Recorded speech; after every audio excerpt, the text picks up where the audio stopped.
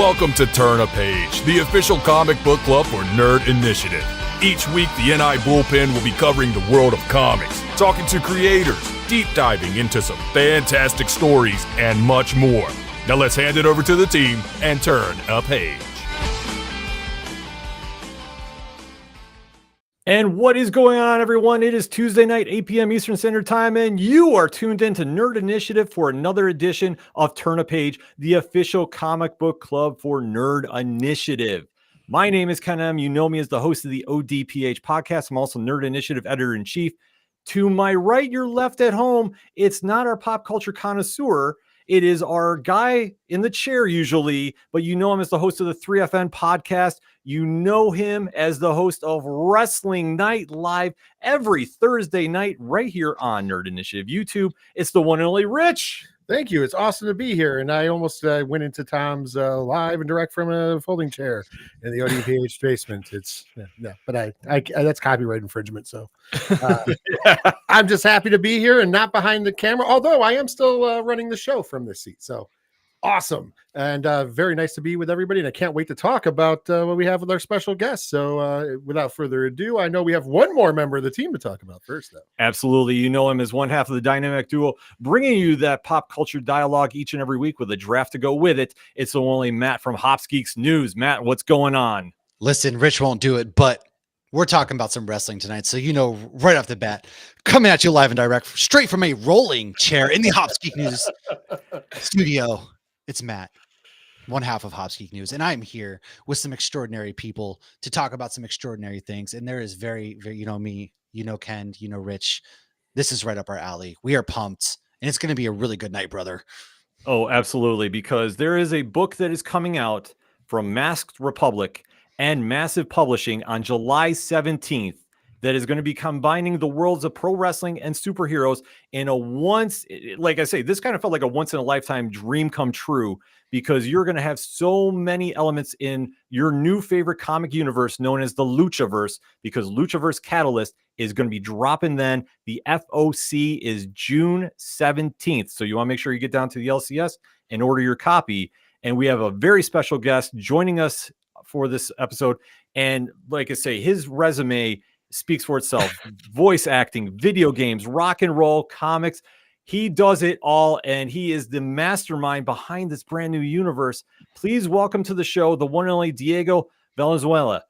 DEIGO, what is going on? Hey guys, I'm just so happy to be here. It's kind of intimidating, honestly, because I just like looking at your work and everything. Just being here is really, I'm really excited to talk about the nerds and comic books and lucha libre and where that all comes together, man. Oh, absolutely. You're going to give me an ego. Stop it. You're intimidated. Come on. Listen. I'm going to walk around. That's a compliment I'm carrying the rest of the week. All right. Yeah, like I say, we're just blown away by you coming on here to talk with us, because this is one book that when it came across our wire, all of us really went like, wait, what's going on here? And just like the excitement we had just seeing the cover of issue number 1 coming out, we were all like, okay, when is this? And we have to talk about it. So why don't you walk us through, how did this whole Luchaverse come about? So the Luchaverse as a concept began a few years ago, even before I joined the Masked Republic as a writer, as the head of Story Worlds, actually.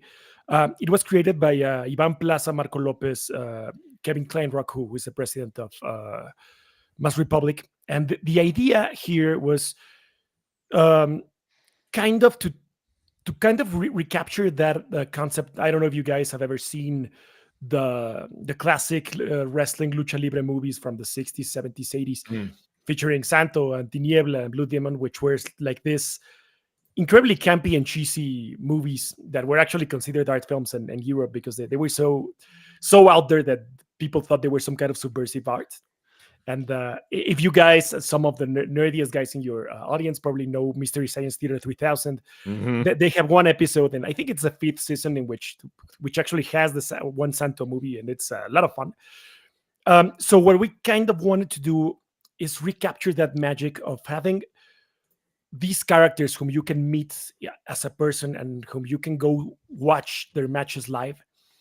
And then you see that actually those matches are only half of their lives. And once they're done at the ring, they get in their car, cave flooding behind them, and they go fight a werewolf. So that is kind of the thing we wanted to capture with in these new comics. That was the vision behind the Luchaverse. So what we're doing here is not a wrestling comic. This isn't about what happens on the ring. It's exactly what happens outside of the ring. What these characters do once they stop wrestling each other and see the bigger things that are threatening the world and even the universe, if we want to go really big, which we do. Mm-hmm. So yeah, that's pretty much the idea behind it. And the catalyst, which is the this first 3-issue run that we're launching beginning July, it's just the beginning. It's the kickoff of something huge and very, very exciting. Well, on this book, you got to work with possibly one of the most recognizable luchadors, if not the greatest luchador, in Rey Mysterio. And he is a prominent character. And of course, he has tons of popularity. As I just said, possibly one, if not the greatest luchador, and definitely the most recognizable in our lifetime. Absolutely. Yeah. Was there any direction you wanted to take with his character in these books? So, like I said before, like this book was actually written by Ivan Plaza and Marco, not by myself. But I did when I read it, I did work on the Cartoon Network show Rey Mysterio versus the Darkness as the head writer. And something that I can tell you about this is that is really interesting to me is that we both wrote different mediums for the same character, and it's really cool when I read the Rey Mysterio, let me call it the take of Rey Mysterio that Ivan and Marco did in this fantastic first issue. I saw it and I was like, this is not what we did in the show, but it's still definitely Rey Mysterio. It is so cool that different teams of writers took the same character with similar ideas and they roll with it, and they came up with 2 different things that are absolutely on brand with the character. And that is something that I love. And yeah, Rey Mysterio is 100% the most recognizable mask ever. It was so cool to have him do this guest appearance in issue 1 of Catalyst. Now, yeah. Oh, go ahead, Rich. Sorry. No, I was going to say because I was pointing out before we went live that Dominic, his son, once did an interview in a Spanish publication where they asked him why he didn't wear a mask, and he was like, "Because I'm not ugly like my father." Yeah. And a perfect heel thing to say, but it was just like, it's kind of funny how like that's what he's known for is the mask, and his son was just like, "No, I don't need to wear that." Not for me, yeah. Which is funny because like so many pro wrestlers, they literally take on the medal after their dads, like Tinieblas after Tinieblas Senior or Blue Demon Junior after Blue Demon, and Hijo del Santo, which is awesome. And I do like the idea of Dominic just going, nah, I'm actually going exactly the other way around. It's worked for him too. Like, yeah, he's taken off on his own character. Yeah. And I've loved like their interactions and things in the ring, and going from working with Rey in the past as well, how did the pitch for this comic book go? Like, was it an easy, instant pitch to him, or what was the kind of the process behind this? I'm not sure I can answer that question clearly because this all happened before I joined the Masked Republic. Oh, okay. But I do believe that the Masked Republic, one of their branches, is actually like merchandising, licensing, and contract negotiation for their clients. I am sure that they came to a mutual agreement among these whole arrangements. Right. I mean, yeah. So, like I say, with the luchadors here, obviously, this is going to be one that is expanding universe. Is there any other luchadors we might know from certain federations going to be swinging through here? Or what can you tell us maybe a little bit about some other guests that are going to be swinging through this new universe? Yeah, so there's a bunch of characters that some of which we can't give away right now, but I know you can expect to see Solar and Superastro, who are just totally kick-ass, and I love writing for them. You're going to be able to see the Lucha Brothers, Penta, Cero Miedo, and of course his brother Rey Fenix, and you're gonna see which is one of the most fun to watch and write, Conan, which is nice. It's so much fun because like capturing the voice of each of these characters, which is something that Marco and Ivan did tremendously well.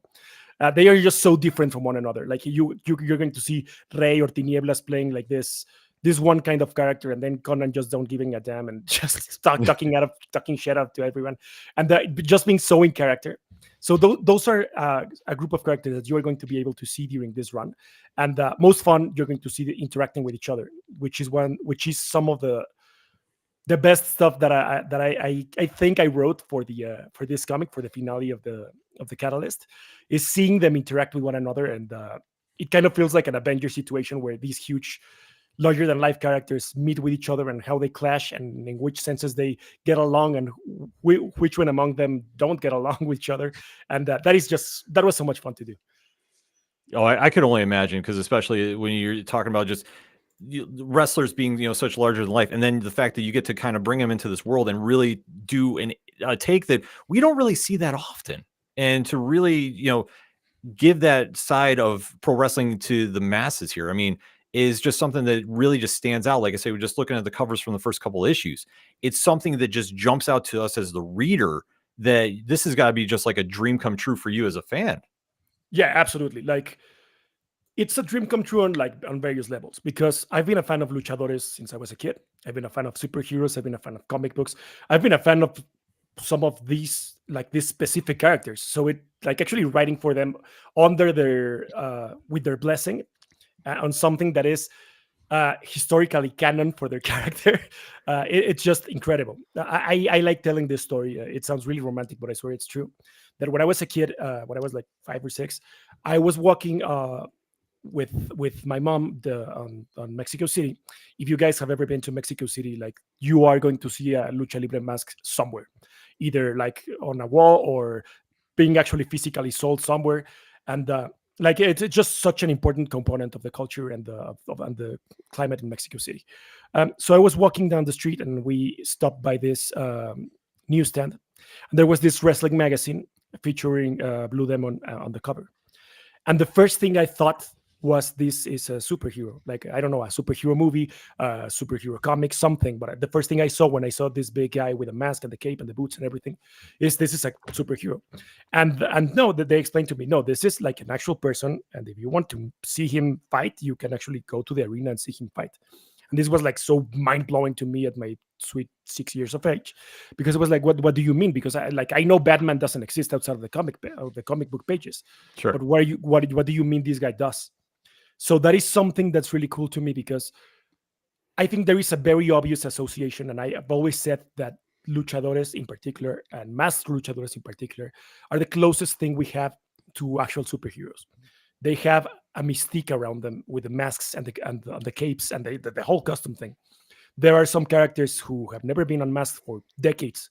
So there are these Super Astro. Nobody knows what his face looks like. And that is crazy to me. And that is awesome to me. And that is 100% not a fantasy. That is something that's actually happening with this person and this character. And I think there is an also obvious association between comic books and superheroes. So bringing luchadores to the comic book world is just extremely obvious. Just one very small step, right?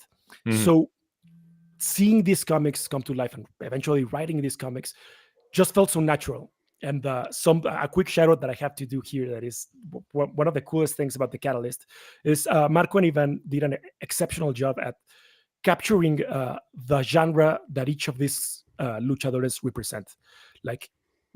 Each of these comics are definitely part of the same universe, and you can tell they are part of the same universe, but they are completely different from one another. Rey Mysterio feels like this big action film, right? And Tinieblas feels more like a horror movie, and maybe the Lucha Brothers feel more like this martial arts fantasy, right? And then the end of the Catalyst, which is the one I wrote when I joined Masked Republic, at the end of issue 3, these characters come together, which does feel that's why I mean it kind of feels like an Avengers situation. And the way they capture these voices and these genres for each of these characters was such a great way to represent them on page. And I'm so proud to just continue that legacy. That's amazing. That's awesome. I'm going to switch up my question a little bit, because you kind of answered my question, but I kind of have a little side to it though. As you just went over, wrestling and comic books do share a lot in common, especially Lucha Libre, where you have the colorful costumes, the masks, the high flying and everything going on. With that being said, and doing this kind of crossover where you're bringing in that, are you hoping to bring more people around the world into lucha libre? Because some people, like, we're in the States, and I mean, I personally, myself, and Ken, we definitely tune into AAA. We tune into CMLL. We've been known to watch Triple Mania, Triple A Mania. That's kind of, but a lot of people in the States haven't been exposed to this. Is this something that is kind of like a side goal, since you have so much love for the art? I love this question because I can tell you it's not something we hope for. It's actually kind of the mission statement of Masked Republic. Like, the idea behind Masked Republic and everything we are doing, both in the entertainment world and the pop culture and everything, is to bring lucha libre beyond the limits of Mexico. So it is something we love here, and it is something that's an important component for our culture. But we know it's something that everybody in the world can enjoy because it's just a spectacle. Like, everybody can enjoy a spectacle. And that is part of what we're doing here. And going back to the story I told you before, I love the idea of someone who isn't familiar with these characters, or even lucha libre, to kind of walk by the comic book store and see the cover for Tinieblas or Rey Mysterio or whichever of these characters, and go like, hey, is this a new superhero or something? And they can pick it up and go, oh crap, okay, it is a new superhero, someone I'm not familiar with.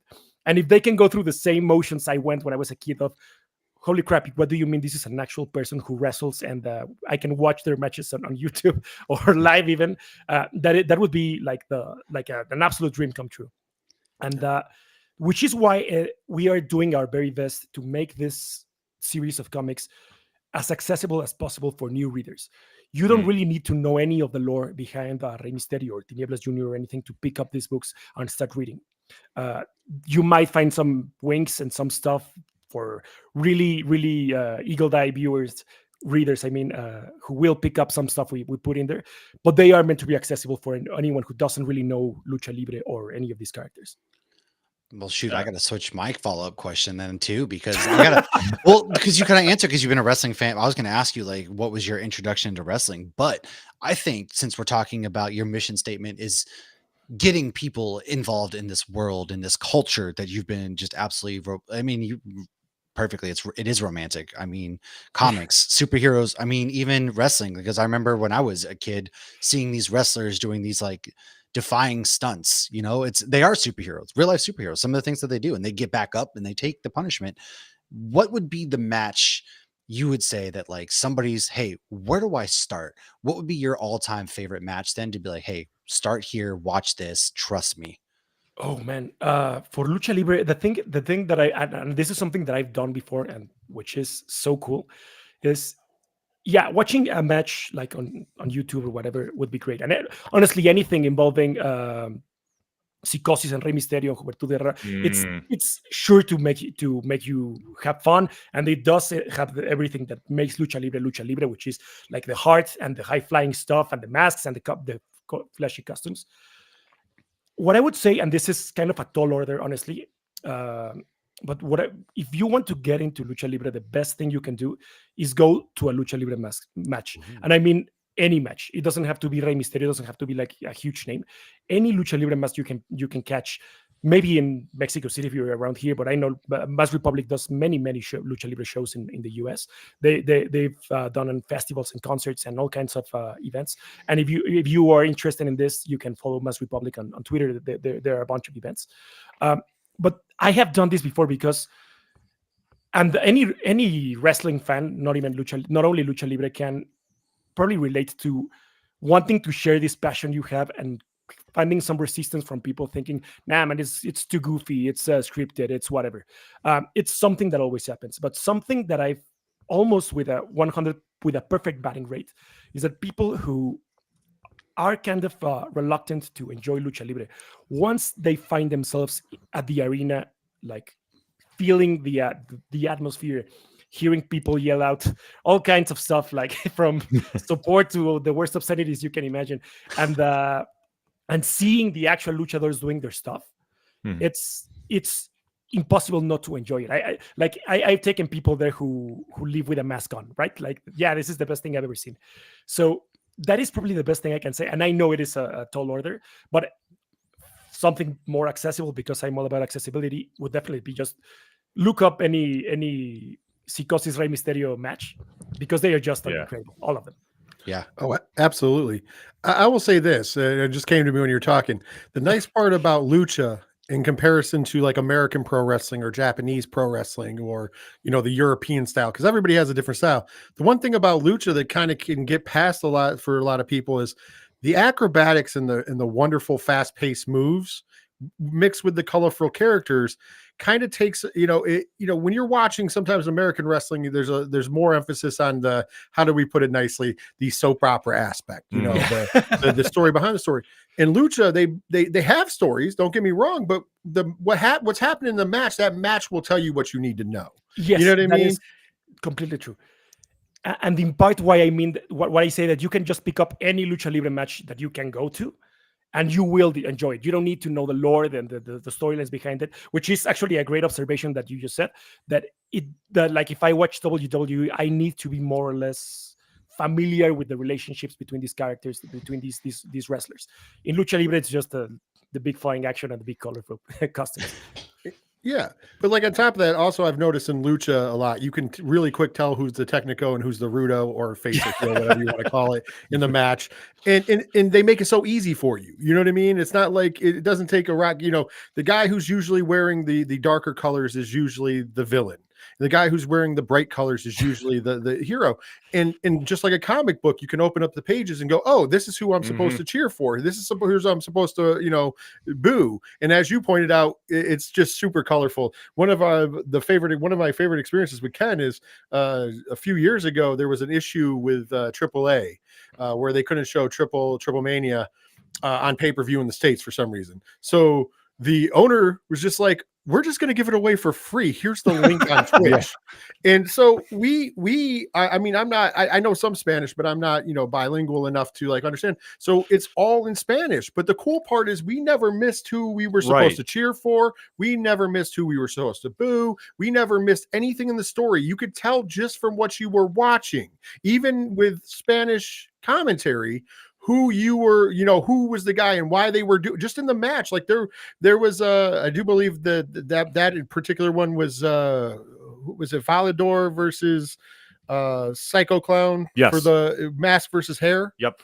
And but you knew that there was, even though you couldn't hear the story, it didn't matter. You knew exactly that this was so heated that Psycho Clown might have to give up his mask, or, Valedor is going to have to cut his hair. And you're just like, who's going to win this match? And like, you get invested. So it just, like you said, it speaks volumes for that art form, that instantly what you're supposed to be doing. And like I said, that's why it's such a great comparison, especially lucha, to the comic books. Yeah, I love that story. Like I'm probably gonna share that story eventually, because it is not something that I could experience, because like I was born in Mexico City, but I absolutely can understand what you mean when just hearing the cadences of the way they are commentating and seeing the way they talk to each other, the mannerisms and the whole theatricality of it, you 100% understand it. It goes beyond language. And I would even go as far as saying that even if you read these comic books and there wasn't that much dialogue, you would understand more or less what's going on. Not only because the art is spectacular, but because we are going for that really powerful visual storytelling that Lucha Libre is known for. Well, I mean, again, it's all about the visuals, right? Like Rich was saying, you might not know what's going on, you're not be able to understand, but there's such a language within the flow that just it's universal. You don't need to understand. It's just, you automatically do. It's like you got your own translator right there, and you're just like, you pick it up, and that's the beauty of it. And I think that's why it sucks so many people in, is the flow of it, and it's just transcendent upon any languages. And it's one of those few times where like everybody can kind of come together. I mean, wrestling and comics, very rarely, like those are just two things on this earth that can kind of bring people together. Yeah, absolutely. And there's just so much overlap, like with people who enjoy pop culture and nerd culture. There's just a lot of overlap here. Like, it's not only the lucha libre and the comic book, it's also the horror and the fantasy and the monsters and the big deep lore, because there is a huge document of lore that's we're going to be exploring little by little. So there is a lot to love for anyone who enjoys nerd culture. And more to the point, the fact that all these stories have different genres and characters. There is something for everybody. Honestly, if you don't like horror, you might not enjoy the Tinieblas story as much, but you will enjoy the more G.I. Joe conspiracy theory, political thriller thing that Conan is doing, right? So that is something that really speaks for our interest in making this accessible and open and enjoyable for anyone who wants to pick it up. And I think that's so great too, especially with introducing a new universe. Like, you're giving fans a little piece of everything, that you're really making this so accessible that there's no way they can't get hooked on day one. That is like, for anybody that wants to see something different, something out of the norm, you're literally giving them like, okay, if you don't like this, try this. If you don't like this, try that. And I think that's just a brilliant way to go about it, because we live in this time now where there's so many great books out that there's literally something for everybody. And the take that you're doing here, I really think is going to be one that connects with fans too. So that being said, what was the first comic that got you involved in comics? Like, what really made you a fan? So this is a fun story because of what you just said about how you open a comic book and you know who you're supposed to root for and who's the good guy and the bad guy. But the first comic I ever read was my brother got Nightfall, Batman's Nightfall. Okay. I was, I don't know, 6, 7, 8, more that age, more or less. The fun thing here is that I did read the thing, and the whole way through I was like, who is this guy? And that was Bane, and I'm him. I want him to win. I was 100% rooting for him. That's why I have the mask back there. So that was the first time I read a comic book, and it was kind of a really fun, mind-blowing moment for me, because I was familiar with the character of Batman at that point because of the movies that came out in the 80s, but I wasn't a huge fan. Like, I did not like the movies. Actually, they kind of scared the hell out of me when I saw them the first time, the Tim Burton versions. Oh, really? So yeah, the Joker just absolutely terrified me. Okay. So I wasn't that familiar with it. So once I got this comic book and I recognized Batman, and my brother more or less gave me some context, I started reading and I saw all these other characters who appear, right? Like, I think Barbara's there. I think Azael is there. Several characters I had never ever heard of before. Obviously, Bane are there. And this kind of blew my mind because my brother explained to me, yeah, the movie is just like a small story. What you are reading here is a small glimpse into a huge, huge universe. Like, there are a million characters you are not familiar with, and a million storylines that you're not familiar with. Batman is so much bigger than the movie you just saw. And that kind of blew my mind because I was like, where do I get more? And my brother also got like the Death of Superman arc, and I read the Death of Superman. Yeah. Oh, Blew my man. mind, absolutely. And that was just such a huge moment of awakening for me as a writer as well. Like, I started writing when I was 12, and getting to understand how these things were done, and getting to understand not only in terms of industry, but the storytelling principles used to write something like this kind of blew my mind. And it's a lot of fun because when I look at Luchaverse Catalyst, it's a lot like the first time I picked up Nightfall, because it is a glimpse into a gigantic world behind it. And it does have a huge scope. Like, if you read these books, there are small winks into a huge universe. Like, we are using the suffix verse for Luchaverse, and it's not an accident. It is very deliberate. And we'd really like to communicate the idea that this Catalyst is really just a kickoff to something huge that we're going to explore little by little with the oncoming stories after the Catalyst. Super excited. I mean, I'm pumped for all of this. Yeah, same here. But in wrestling, that's what I mostly talk about here at Nerd Initiative. But at wrestling, we like to fantasy book a lot. So my question is, if you can put anybody in the Luchaverse against any comic book character, if you obviously the copyrights aren't an issue here, would you, what comic book, if you got to play in the play box of any comic character out there or multiple characters, who would you pick to be in the Luchaverse? They can be a villain, they can be a hero, it doesn't matter. That is such a good question, and you just completely blindsided me because I have 1,000 ideas in my head. The one of my absolute favorite characters in comic books is Beast from X-Men. Like, I adore this. Okay. I would love to see an interaction and maybe a fight between like Beast and Tinieblas, because I like the idea of Tinieblas being a monster hunter and kind of just launching an attack against Beast, and then kind of finding out that dude looks like a monster, but he's actually an absolute genius. And since Tinieblas is a genius as well, I have this idea that they would kind of fight each other and then just be BFFs or whatever, like kind of a Godzilla versus King Kong kind of thing. Okay. But that is one question that's gonna haunt me tonight. I'm really gonna follow that up. Well, I mean, I'm going to go with low-lying fruit here, but let's be honest. You could get the matchup between Penta and the Joker.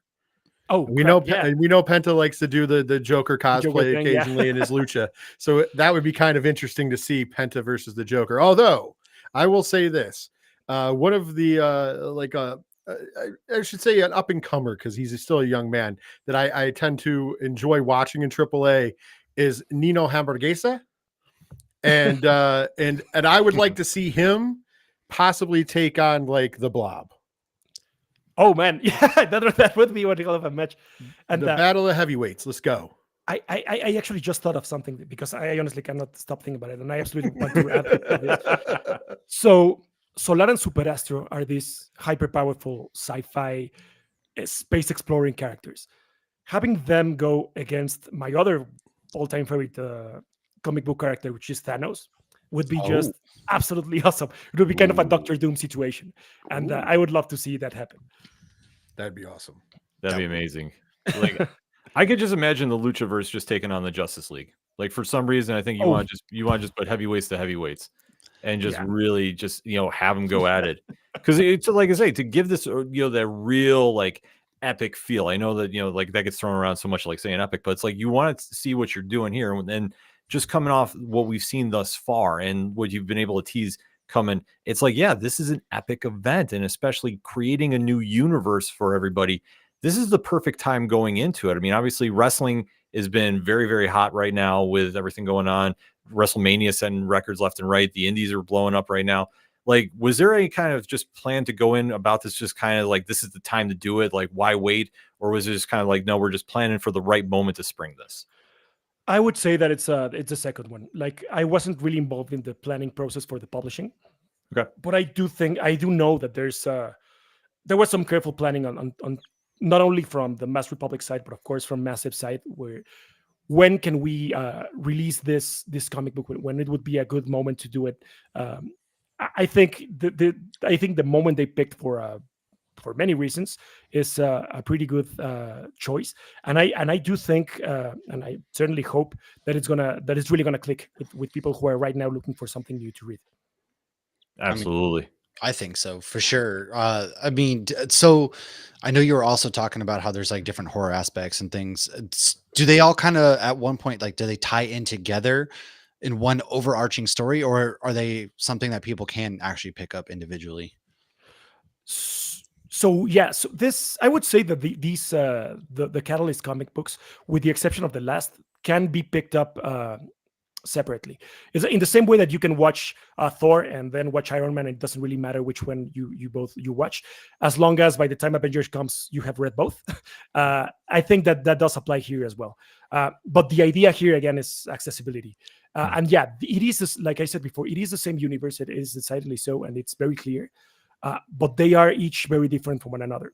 So if you are not that much into like the more political stuff from Conan, you might enjoy the horror aspects of Tinieblas.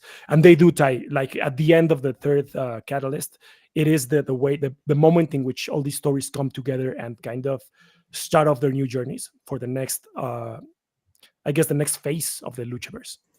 Ooh, we get phases. I like that. Yeah, I love it. It is it is the term I've been using. I was gonna say I'm super pumped for it. I am. I gotta know though, because you've been such an avid wrestling fan since you were 6, and you've been tied in this universe. Have you ever stepped into the ring at all and tried your hand at wrestling? It is the one thing that I've always wanted to do. Like, I've been there, and I've been right under the ring, and I've said hi to many wrestlers, some of which are wrestlers I really admire, like Beast Mortos, and I've noticed like I'm like much bigger than they are, but I know I could never ever do the stuff they do, but I love the whole mysticism and regalia and the whole thing so much that it's the one thing that I would have loved to do when I was younger, I guess. Ooh, follow-up question then. What is your all right, since you've kind of thought about it, you've always wanted to do it. What would your dream like if you can come up with your own wrestling character, your own, what would yours look like? Oh man, they beat me to it, honestly. But I would love to be a Minotaur. Like Oh yeah. I love Minotaurs. I like almost every story I've ever written has one in one way or another. And the first when I got to know Beast Mortos as a character, he was Black Taurus, and I remember seeing him fight with the whole Minotaur mask and the barbarian clothes and everything, and I was like, man, that is so cool. I wish I was him. I keep And forgetting he changed his name. Yeah, it's so recent. So Yeah. And I would definitely be a heel. Like I like being a really kind person, and I will always fight for kindness in the real world. But as a character, oh man, I love it would be playing that another like story. a-hole. It's so much fun. Because, like, Yeah, if you think about them in the movies and things, the nicest people on earth most often play like that bad guy because it's something that they never do in real life and they get to tap into that side. And so it's kind of just one of those like it's made up at the same time. It's not. It's all still very real. So I would love to see that. I'm with you. I would love to play like that. That just a-hole out there in the ring. Those are the best. and the fun thing is that like thanks to my experience with voice acting, I have had the chance to play some very villainous characters, like a Battle Trap in Transformers, the last movie. Like he was a giant jerk, and it was just so much fun to play the big role with the big boys and the just get your ass kicked at some point or another because you are the bad guy. It just happens, and that, I know how much fun it could be, and just doing it like in front of people and getting booed and you go to hell, whatever. that kind of thing sounds like so much fun. Oh yeah, being a heel is way better than being the face. I mean, let's be absolutely. honest, way more fun. Also, second note is as somebody who has done stuff in wrestling, I will say this: if you ever going to take a bump in the ring, do it in the U.S. because the notoriously the Mexican rings are super stiff. So That is a good note. Thank you so much. yeah, because I know I've heard Conan on numerous occasions say how hard the rings were in Mexico, and there's a bunch of other workers that I know who Sam Adonis has said the same thing. It's like it's night and day. It's like it's a pillow in the States comparatively. So, Oh man, that is something I was not aware of. yeah, they're just harder for whatever reason, harder rings. But you know what? Once again, half the time in lucha, you're on the floor. You're doing dives to the floor. You're doing dives. Into the crowd. It's crazy. It's such crazy. It's such a great art form, and it's like because going back to what you said earlier, it's one of those art forms where the athletic prowess it takes to do the things that they do is kind of like, hey, I understand that this is wrestling and it's a work and it's whatever. But to see the guys fly around and set up these dives, it does. I don't care who you are. I don't care if you hate pro wrestling. As soon as you see a guy do like a triple somersault on a group of guys, you're going to go, okay, I want to see more of that. And that's what lucha has going for it above anything else. And it is something you just can't fake. Like people can go, yeah, that's fake. Yeah, except flying. There's no wires attached to them. They are actually doing this stuff. It's fake, but you're literally getting hit with stuff. Yeah. Yeah, it is something that can't be faked. And anyone who enjoys any spectacle on any level is going to enjoy watching a lucha libre match. And the cool thing is that you don't need to watch the biggest names in lucha libre to watch these incredible spectacles going on. Like even the most amateur and smaller guys who are just beginning their careers and training, they do some insane stuff. Yeah, it's always good to be on the ground floor too, because like I said, you see some guys go out there, and the next thing you know, they are the next big thing. Yeah, and it's just kind of in lucha. I think, and I'm not saying all the pro wrestling, we see the stars come up, sure, but for some reason, I feel like lucha, and I think it is the family dynamic, is you get to see generations of characters just continue on that tradition. You had Blue Demon, now you have Blue Demon Jr. And eventually we'll have enough, you know what I mean? And it's just, Rey Mysterio, of course, famously, it wasn't his father, it was his uncle. But, you have, he was Rey Mysterio Jr. Now he's Rey Mysterio. His son could have been Rey Mysterio Jr. if he wanted to be. And it's kind of one of those things where like you carry on, and you see it over and over again, where I think in a lot of other places, you don't really know unless, now it's a big talking point of how many generations a wrestler is, but you might not know that somebody is a multi-generational wrestler. I think, when we think about people, we find out recently, I think it wasn't that long ago where Carmella found out her dad was an enhancement guy. Yeah. In the 80s and 90s. And but nobody knew that when she came in. So she's a second generation star. But in when you're in Mexico and you're doing lucha in particular, everybody knows your family lineage. They know who your father is. They know who, a lot of times you marry into other families and you have, so many great things. I mean, I know, speaking of, WWE, where Rey Mysterio is, you have Andrade. Andrade comes from a rich, obviously, a very rich, history in lucha, and so many other. It's just amazing just to see the fans, you get to attach yourself. It's not just it's like I could equate it to American football, where we get crazy about teams, and down there you can literally pick a family, and it just go, oh, this is the family I follow. And on top of that, then outside of that, then you have all the people they trained, et cetera, et cetera. It's amazing. It's just a great culture. Rich, if you say family one more time, I'm going to go off on a Fast and Furious tangent. Sorry. Man. Sorry. It is all about family.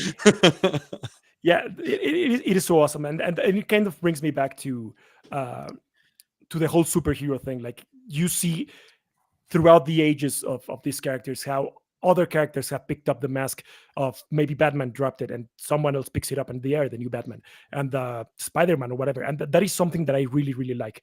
And it does happen. Like, it is not a storyline. It is something that is happening. And if Tinieblas, nobody forced Tinieblas Jr. to become a wrestler. He was like, this is what my father did, and I want to wear that mask next for the next 30 years. And he's doing his thing right now. And that is this legacy component of lucha libre as well. Is just so cool. Yeah, it's like I say, for what you're doing, and especially with the history of comics and wrestling, and unleashing this new universe on there, to say that you're going to blaze a whole new trail of that very rich history. I say 1 month away. What is the final sales pitch if anybody's still not convinced about picking up this book on July 17th? Okay, let me think about this. First of all, why? Yeah. So we are offering a whole new unexplored world that no one is familiar with. Like, you could be the first person to get to know the new big comic universe, and from the ground up. And if you are not familiar with these characters, and even if you are, you will be subjected to a new cast of very colorful. I do mean that literally and not literally. Characters with diverse storytelling aspects, and a very rich crew of writers and artists behind it. And it's just entirely new. It's something that's close to what comic book fans have been offered for the last 60 years, but starting from the ground up. And the Luchaverse is going to kick that off from nothing. So we really do invite you to be a part of it from the beginning, because it really is going to be worth it. It's going to be huge. I think from what we've seen thus far, there is no way this is not a must pick up on July 17th. Seriously, if you are hearing us on podcast form, or if you're watching us on YouTube, you need to make a point to get down to your local comic shops. You need to make sure that you have a couple copies ordered at the shops by June 17th, because you do not want to miss out on what is honestly going to be a historic event, because combining the history of wrestling and comics is one thing, but for what they're doing here with Masked Republic and Massive Publishing, this is truly something special. You don't want to be the only one that doesn't have an issue and you're missing out on what everybody's going to be talking about at the shops. Trust me when I say this, you need to make sure this is ordered up this weekend. Diego, thank you so much for coming on the show. We definitely have to talk to you again when Catalyst event is done. I absolutely love talking to you guys, being a part of your community. It was just so much fun. Your questions really got me thinking, and I'm actually still thinking about it. So I really appreciate the time and the enthusiasm, and I would love to be back whenever you guys will have me. Absolutely. I definitely like to talk to you some more. As you can tell, I could talk all night about just wrestling, which maybe next time I will be a wrestler, and I will be masked up. There you go. All right, there we go. Awesome. I'm here for that. Matt, why don't you tell everybody what's going on with you in Hopsgeeks News? Yeah, man. So, of course, you can find us each and every week by searching Hops Geek News, scan the QR code. We had some really good articles coming out tomorrow for nerdinitiative.com, New Comic Book Day. And then also tomorrow, Tom is going to be hopping on the show. We're going to be talking about the transition of pop culture, geek culture, how they kind of merge together. And then at 8 o'clock Eastern tomorrow night, actually, Lauren and I are going to go live on our channels to do a Cantina Hour where we are going to be talking about Star Wars The Acolyte, which reminds me, new episode in like 10 minutes. Let us know your thoughts. And then, man, be on the lookout. Make sure for nerdinitiative.com, man, Star Wars content. I've been pushing that out. I've been kind of leading the charge there. So be on the lookout for some more Star Wars content. And then hopefully after this week, when things kind of slow down, I can get some more post-show Star Wars. But I mean, again, Diego, thank you so much. It's been an absolute pleasure getting to kind of pick your brain and just share the enthusiasm with you. It was so much fun, man. So thank you so much. I really appreciate it. It was a pleasure on my end as well. Thank you. Rich? So first of all, if you'd like to talk to me, go to 3fnpodcast.com. That's where all the social media links, nice QR code there. Also, if you'd like to hear an adult humor, pretty much, movie review podcast. Yeah, that's right. That's what we do this week. Actually, tonight, after I get out of here, we'll be releasing our review of Bad Boys, Ride or Die. Oh, yes. Interesting. A lot of fun. The patrons already have it, so that's going to be coming out tonight. And of course, as we mentioned earlier, I am the head of NI Wrestling, and I'm also the host of Wrestling Night Live every Thursday night, 8 p.m. Eastern Standard Time on the Nerd Initiative YouTube and across the streaming that we do, Talking Pro Wrestling. And I'm going to click off of here and click over to here real quick because we have a special guest. Also, speaking of the Luchaverse invasion, Kevin Kleinrock will be joining us on Thursday night at 8 p.m. Eastern Standard Time, talking more about the Luchaverse, talking about more about Masked Republic, and also on top of that, we will be talking about what's going on in pro wrestling. I can tell you, a former man who dabbled in lucha, one Prince Puma, Ricochet, will be a hot topic of conversation this week on the show, as well as building up to, of course, Clash at the Castle.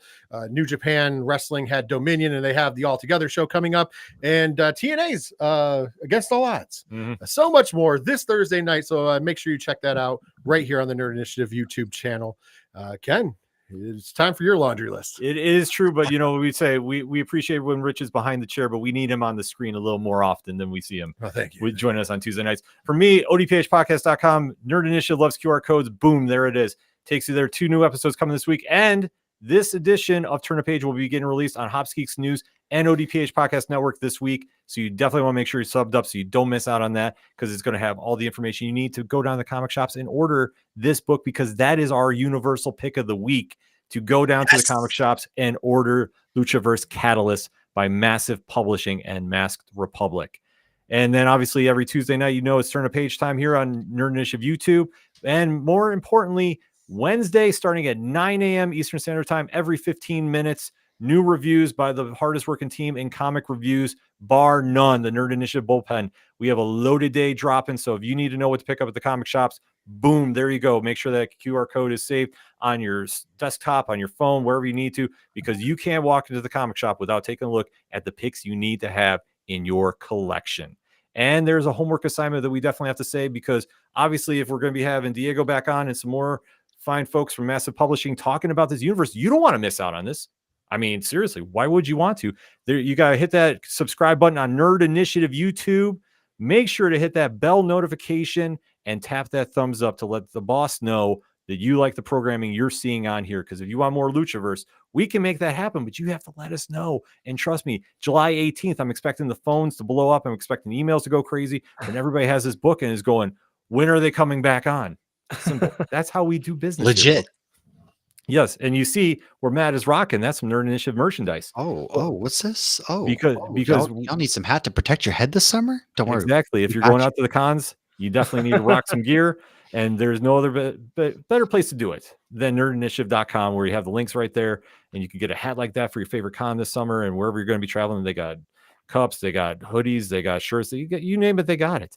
And also, you want to make sure, last but certainly not least, nerdinitiative.com, the home of pop culture positivity. Get familiar. Make sure you're subbed up on every channel that you can. And don't miss all the content coming, because trust us, there's a lot on the way. So that being said, when you're at the comic shops and you have a great issue in your hand, July 17th, that's Luchaverse Catalyst #1. and you see somebody struggling to find something at the shops, hand yours off to them. Tell them to turn a page. We'll see you next time.